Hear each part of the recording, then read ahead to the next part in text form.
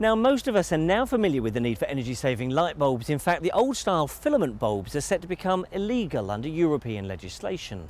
What you might not know is that earlier this year, the EU published a new set of guidelines which will this time affect the energy efficiency of motorised fans. This might not seem like a big deal, but it will affect every single appliance in our homes and businesses.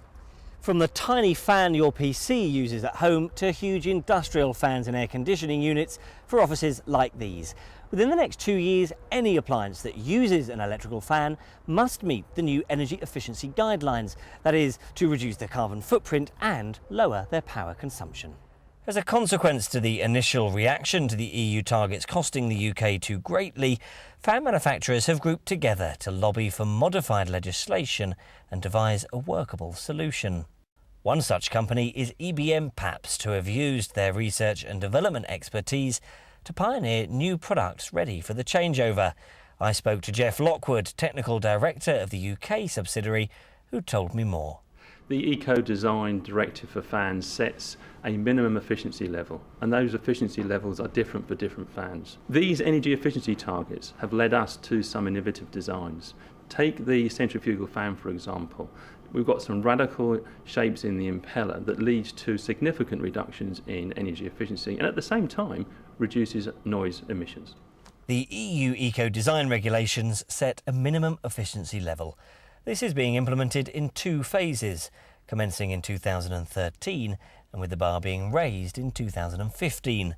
The concern for manufacturers is that many of their existing fan units will not fall within the new legislation guidelines.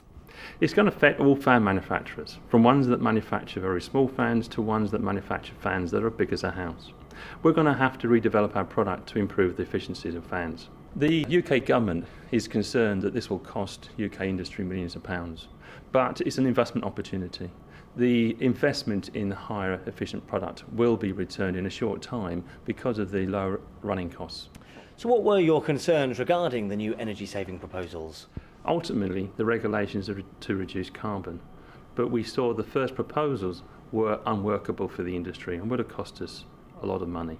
So we got together as a group, as an industry, and engaged with Brussels that delivered regulations that were practical to us and at the same time reduce carbon emissions. Do you think it's realistic for the EU to enforce? These regulations will work if they're enforced fairly, and that's the next big challenge. Member states do not enforce them evenly across Europe. We as an industry have just started talking to Brussels and trying to persuade them for a fair and even enforcement across Europe. The benefits of this directive to European industry are both environmental and economic. New equipment will be more efficient and save on energy costs. So UK manufacturers are clearly leading the way, not only in pioneering new technologies, but also in working together to help shape a more realistic legislation for a greener future. Tom Warmington in Chelmsford.